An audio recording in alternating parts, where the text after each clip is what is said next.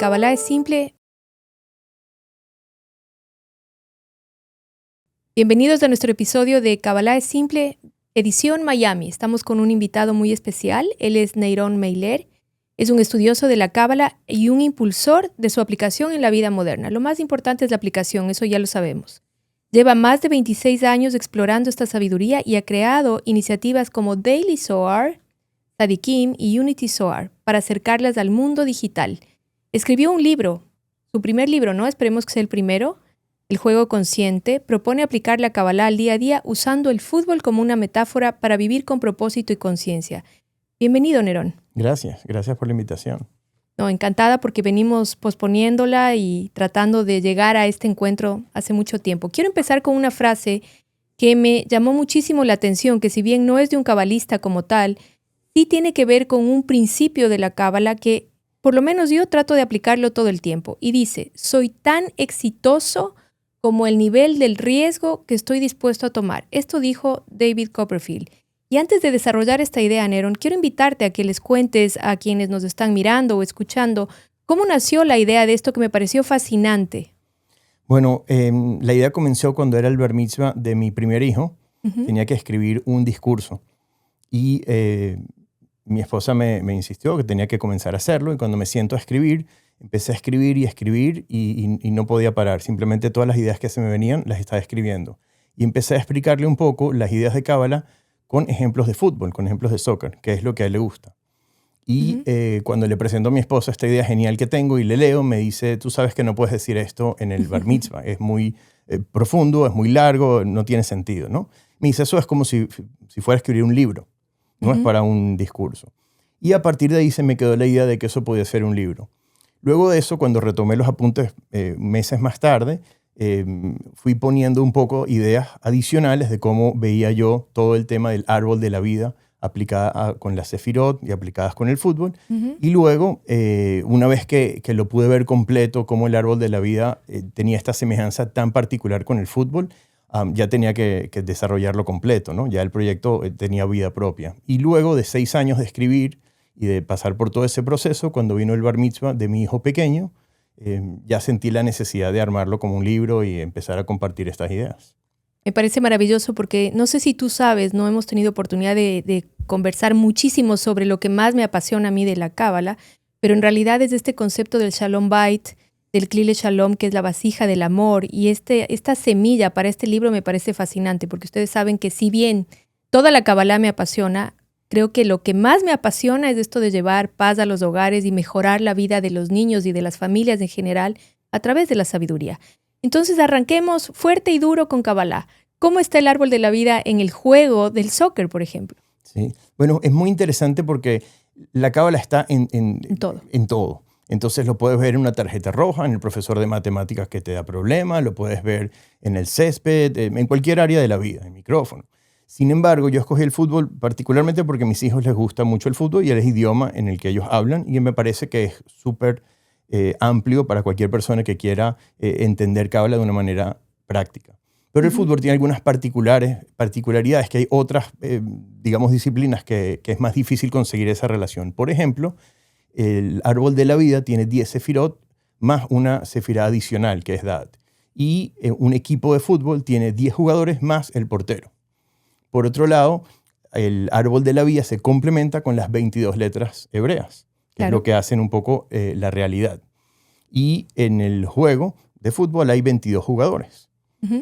Por otro lado, un partido de fútbol dura 90 minutos. Y si hay un extra tiempo, podría llegar hasta 120 minutos. Y en la vida se dice que uno puede vivir hasta 120 años. Entonces, al final tenemos un tiempo en la cancha donde nos toca vivir, donde nos toca jugar, y tenemos que usar ese tiempo de la mejor manera posible.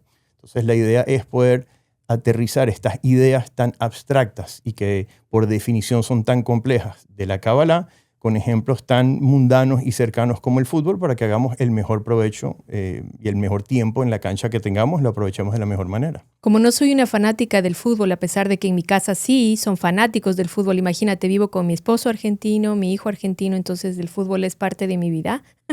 Y creo que de todos los latinoamericanos en general, y ahora afortunadamente también en Miami está con la presencia de Messi, que me decías que le va a llegar el libro, ¿no? Le está llegando el libro, así que ojo con este libro, que es muy importante tenerlo. Antes de continuar con este ejemplo que tú diste de la tarjeta roja y la tarjeta amarilla, quiero enfocarnos en esta primera enseñanza de David Copperfield. ¿Cómo es esto? Explícanos un poquito. ¿Por qué citaste relacionado al libro que escribiste esta frase de David Copperfield? Bueno, esa frase tiene que ver un poco cuando estamos hablando de la oscuridad, de la sombra, de la negatividad. Que la mayoría de la gente lo asocia como algo con una connotación, digamos, mala, negativa. Sin embargo, para la cábala, la parte negativa es de alguna manera parte del juego, ¿no? Cuando tú tienes un equipo contrario, es la única manera en la que tú puedes ser muy bueno. Un gran jugador de fútbol, si no tiene un equipo contrario, nunca va a saber qué tan bueno es. Y necesita un contrincante de su misma altura para poder mostrar todas las habilidades que tiene. Entonces, la negatividad de alguna manera es algo con lo que uno se tiene que enamorar. Uno se tiene que enamorar de su sombra, uno se tiene que enamorar de luchar contra eso, porque lo que sucede por lo general es que si la vida no está siendo como tú piensas que tiene que ser, entonces tienes un problema y tienes un conflicto y tienes un desbalance. Pero si ese desbalance que estás viviendo, si esa sombra que estás viendo la ves como una oportunidad, la ves como una oportunidad para poder driblar, pasar, aprender la jugada que tienes que hacer, entonces de alguna manera esos retos son los que te van a hacer crecer. Es muy común hoy en día entender y estar consciente que cuando uno va hacia atrás y ve sus mayores retos, ve en esos lugares las mayores oportunidades que tuvo, y por más que esos retos hayan sido difíciles, si le preguntas a esa persona si preferiría no haberlos pasado y no tener ese aprendizaje, diría, fue horrible, fue muy difícil, pero no lo quitaría por nada del mundo para ser la persona que soy hoy. Fue necesario. Fue necesario. Algo que me gusta a mí y repetirles a mis estudiantes de la clase de los jueves es que hay solamente bendiciones. Unas están ocultas y otras están reveladas. Las que están reveladas se sienten como bienestar, alegría, salud, prosperidad, amor, y las que están ocultas son las oportunidades de expansión, pero todas son una bendición. La dificultad está en que nosotros fuimos educados para hacernos pensar que la incomodidad es un problema, es algo que hay que vencer, y no es algo que hay que vencer, es algo que hay que atravesar. ¿Correcto? ¿Estás de acuerdo en eso? Sí. Cuéntanos cómo empezó tu camino con la cábala. Bueno, yo comencé cuando tenía que hacer bar mitzvah, muy tempranito, que no quería hacer bar mitzvah. Wow. Porque me parecía que todas estas historias de la Biblia, del Viejo Testamento, de la Torá, eran como unas historias muy simples que no tenían mayor valor. Y le dije a mi papá que no quería hacer bar mitzvah, ¿no? Porque tienes que estudiar todo un año y es un proceso. Y bueno, al final tuve que hacer bar mitzvah. Fue más la presión familiar que otra cosa. No le dediqué ningún tipo de atención ni le puse ningún esfuerzo, pero pasé por esa etapa. Y luego de eso, unos años más tarde, yo vivía en Venezuela.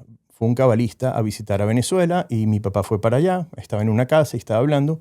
Y fue la primera vez que yo escuché una persona que hablaba algo de sabiduría que me pareció impresionante. Esa persona me transmitió muchísimo y cuando pregunto quién era, me dicen que era un cabalista. Entonces dije, bueno, creo que puedo leer un poco más de eso. Estamos hablando de hace muchísimo tiempo atrás, cuando la cábala no era muy conocida. Claro. Y en ese momento me dijeron, no, eso es algo que es prohibido, no lo puedes saber si no has estudiado Torah y tienes 40 años, etc. Y aparte hay un libro que se llama el Zohar, que es un libro secreto que no vas a entender. Y claro, yo con 15 años apenas me dijeron que era un libro secreto que no podía entender. Ahorita necesitaba tener ese libro y leerlo y saber. Y entonces estuve varios años buscando un libro o información sobre la cábala y sobre el Zohar para poder leer. Y bueno, poco a poco fui consiguiendo algunos libros de cábala, fui leyendo sobre el tema y bueno, me enganché y empecé a estudiar.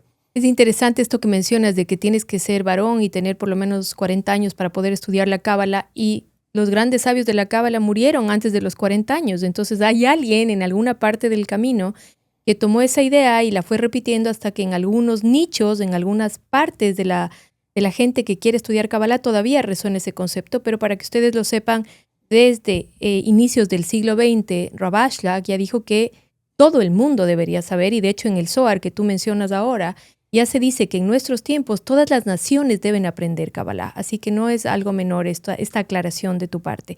Hablemos de esto de la tarjeta roja y la tarjeta amarilla, que me parece muy simbólico también. Sí. Bueno, realmente que uno piensa que la tarjeta roja es algo malo o que la tarjeta amarilla es algo malo, ¿no? Uh-huh. Sin embargo, la vida constantemente te está dando advertencias cuando no estás yendo por el camino correcto. Uh-huh. Y si sabes atender a esa advertencia, entonces te puede servir, ¿no? Un jugador que constantemente está recibiendo tarjetas amarillas en su vida, que constantemente lo están amonestando, que constantemente no está jugando de la manera más limpia, esa tarjeta es una bendición disfrazada, porque no está viendo el mensaje que le están dando. Pero la vida siempre te da esos regalos y tú escoges si le haces caso o no le haces caso, o si tienes el nivel para entender el mensaje que te está dando la vida o no. ¿Podríamos decir entonces que estas tarjetas amarillas y rojas son una especie de un alto que nos hace la vida y nos invita a trabajar nuestra geburá del árbol de la vida? ¿Podría ser algo así? Correcto, porque cuando estás, digamos, viviendo una situación, uno siempre es ignorante en su presente porque nunca lo ha vivido antes. Entonces, digamos, esa soberbia de yo sé y yo tengo y yo conozco, en el presente, cuando estás viviendo, eso no existe, ¿no? Porque realmente siempre estás ignorante de lo que te está por venir. Y a veces te dan el libre albedrío para que puedas tomar las mejores decisiones, pero a veces te regalan una tarjeta amarilla. Y si la sabes entender, entonces, bueno, puedes recalcular para poder avanzar de la mejor manera. Ahora que te escucho, me gustaría hacerte una pregunta que tiene que ver con el juego de la vida. ¿Tú realmente crees que el libre albedrío existe en este juego o no existe? ¿Qué opinas tú? Bueno, es una pregunta muy buena. Es una pregunta que tiene muchos niveles y, digamos, en un nivel para que podamos todos empezar a trabajar esa idea, masticarla, está la idea de uno no tiene un libre albedrío de las cosas que le suceden a uno. Uno no escogió el país en el que está viviendo, uno no escogió a veces el trabajo que le tocó dar, fue la oportunidad que te dieron, uno a veces no escogió la luz roja o uno tiene esa sensación de que uno no tiene control sobre esas decisiones. Pero uno tiene control sobre cómo uno reacciona a las cosas que le suceden. Entonces, yo puedo reaccionar a una luz roja de una manera o puedo reaccionar de otra. Y ese es mi libre albedrío. O sea, yo puedo decidir si le hago caso a mis pensamientos o no, o a cuál pensamiento le hago caso, porque el pensamiento es solo una propuesta, no es una sentencia, una definición fija. Yo hago caso, ¿qué hago con la emoción que estoy viviendo y que estoy sintiendo? Y yo hago caso con la acción que voy a tomar de ese pensamiento, de esa emoción y de esa acción. Entonces, a ese nivel, uno tiene libre albedrío de cómo reacciona ante lo que le sucede.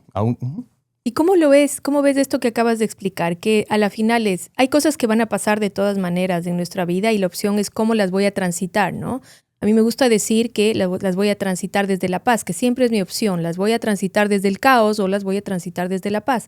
Para mí, para Patricia, ese es el último estadio del libre albedrío, porque hay cosas que, como tú dices, tengo que vivirlas, tengo que tomar ese trabajo porque si no, no tengo para pagar la cuenta. O sea, no tengo opción, ¿se entiende? ¿Cómo lo llevas de eso tú a la cancha?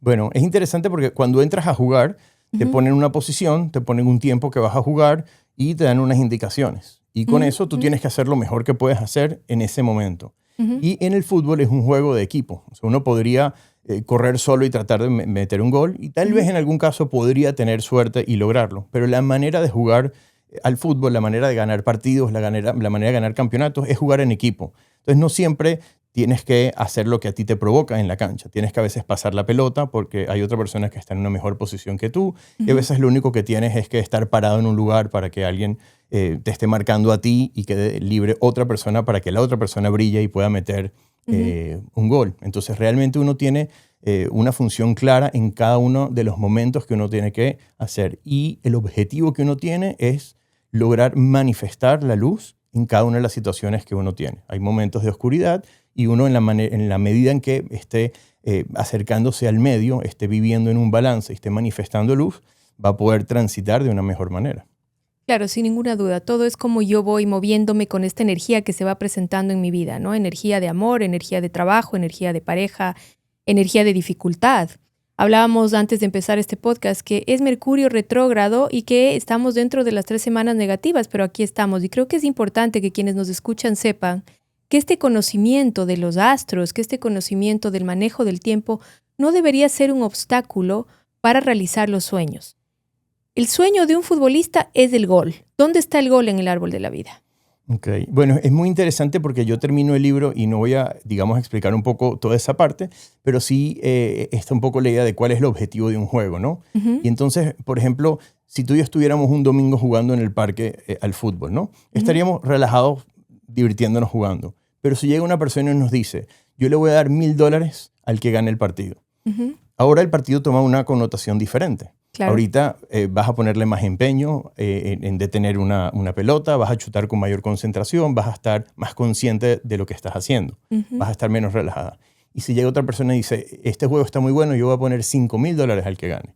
Ahorita el nivel de atención es mayor, el nivel de compromiso es mayor. Sin embargo, el juego es el mismo, los jugadores somos lo mismo, la pelota es lo mismo, la cancha es lo mismo. Sin embargo, ahorita, ¿qué es lo que cambió? Porque físicamente no cambió nada, pero hay una motivación que hace que uno tenga un objetivo diferente. Entonces, en el fútbol, obviamente, el gol representa la energía de Malhut, que es cuando se manifiesta un sueño, se manifiesta cualquier acción. De hecho, si tú estuvieras corriendo y te quitan las porterías, el juego perdería cualquier tipo de sentido. Por más que las arquerías son un espacio vacío, o sea, prácticamente no son nada, pero le dan sentido a la vida, le dan sentido al juego. Entonces, realmente no tiene que ver tanto con la parte, digamos, de Malhut, de la parte física, que realmente no tiene mayor significado que darle un objetivo y un sentido a lo que estás haciendo, sino la parte de la conciencia en la que tú estás jugando de una manera que le estás dando sentido al juego. El arco sería entonces la vasija. Correcto. ¿Ves? No sé mucho de fútbol, pero entiendo el árbol de la vida y entiendo las metáforas que utilizas. Me parece muy, muy interesante. Ahora, ¿cuál es tu sefirá del árbol de la vida preferida? Ok. Bueno, es una pregunta difícil. Yo diría que Yesod es mi sefirá preferida, porque realmente uno lo que tiene que buscar en la vida es ir hacia el centro, ir hacia el medio. Yesod está en la sefirá, digamos, central. Si bien Tiferet es la sefirá, digamos, a la que uno aspira, porque tiene que ver con el patriarca Jacob, que se convierte cuando logra buscar este balance entre Geset y Geburah, se convierte en Israel, que ya es un estado de conciencia superior. A mí me gusta más Yesod. Entendiéndose por Israel, un acrónimo que también abarca los nombres de nuestros patriarcas, primero, y segundo, que viene de Li Rosh, que es la evolución de la cabeza, de la conciencia, de cómo un ser humano deja de actuar como un animal y empieza a actuar como un ser consciente, tomando mejores decisiones y elevando el nivel del juego, digámoslo así, ¿no? Elevando el nivel del juego. Es precisamente la metáfora que se me viene en este momento. Sí, la idea de Israel también tiene que ver con Yashar El, que es Yashar es ir en línea recta y El es buscar a Dios. Entonces, realmente, principios. Claro, una persona que entiende el juego, lo que está buscando en la vida es buscar a Dios. No está buscando hacer dinero porque sí, no está buscando tener cosas porque sí. No, está concentrado en lo que tiene que hacer. Que todas esas cosas son loables y son muy buenas, pero cuando le pones la conciencia de hacerlo con el nivel de conciencia correcto, de traer luz a todo lo que uno está haciendo. Entonces, el nivel de Israel, más que hablar simplemente de un pueblo, está hablando del nivel de conciencia cuando mi objetivo está muy claro en todas las acciones que yo hago. Y el hecho de tener el objetivo claro y alineado con nuestros valores, nuestros fundamentos, nuestros pactos, nuestros vínculos, que es la esfera de Yesod en esencia, lo que hace es que los frutos que recibimos en Malhut sean dulces y sobre todo sean sostenibles en el tiempo, porque nadie quiere cosas efímeras, nadie quiere salud efímera, amor efímero, riqueza efímera, sino que todos queremos sostener las bendiciones que recibimos. Para finalizar, ¿te gustaría decir algo más respecto a tu libro, a cómo te motiva a ti vivir la cábala de esta manera? Me gusta invitar a gente que vive la cábala y por eso estás aquí ahora. Sí. Bueno, para mí es muy importante que la gente pueda utilizar la cábala en el día a día. Los conceptos de cábala son conceptos maravillosos que te permiten entender todo el caos en el que vivimos, porque el mundo físico es un mundo particular de caos. Vinimos aquí a traer la luz a un mundo de caos. No vinimos aquí a experimentar la luz sin habernoslas ganado, ¿no? Entonces, exacto. Entonces, sin embargo, la sabiduría de la cábala viene de libros antiguos maravillosos, pero muy difíciles de entender. Y sin querer,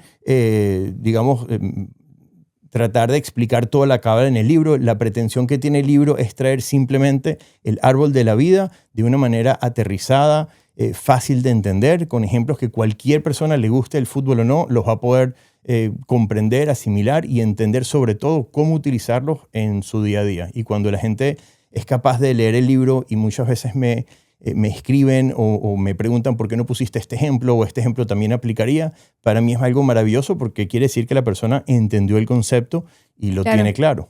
Además de esto es importantísimo, la Kabbalah es algo vivo. Entonces no hay un fin donde alguien escribe un libro y se terminó la expansión de lo que está en el libro, sino que al contrario es algo vivo que todos los seres humanos que vivimos y nos acercamos a esta sabiduría con respeto, con alegría, con entusiasmo, vamos a ir expandiéndola porque está viva.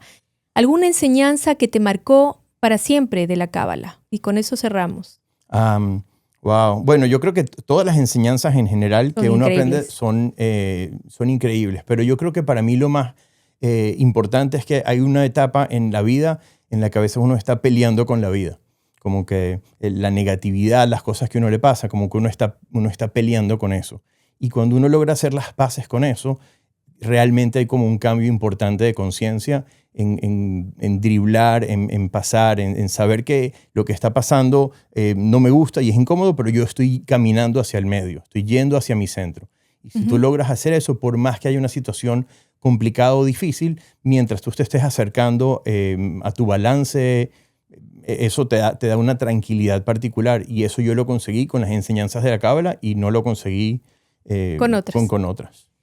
Como dije al inicio de este podcast, mi pasión es la familia, el Shalom Bait, el Klile Shalom. Con tus hijos, ¿cómo? Y con tu familia, en el clima de tu hogar, ¿cómo vives la Cábala así en un minuto? Bueno, la vivo tanto que escribí este libro para ellos. Incluso lo escribí con ellos porque yo lo iba leyendo con ellos constantemente. De hecho, mis hijos dicen que ellos ya habían escuchado el podcast, ¿no? Porque me habían escuchado a mí hablar de esto durante toda mi vida. Y al final ha sido un proyecto familiar porque todos nos hemos involucrado. Ellos me han dicho, tienes que poner estas ideas, pon esto que me has comentado. Y digamos, la manera como lancé el libro fue con un video que hicimos con ellos. Y al final ha sido un proyecto familiar. Realmente, si no lo puedo vivir con ellos, y no tendría propósito.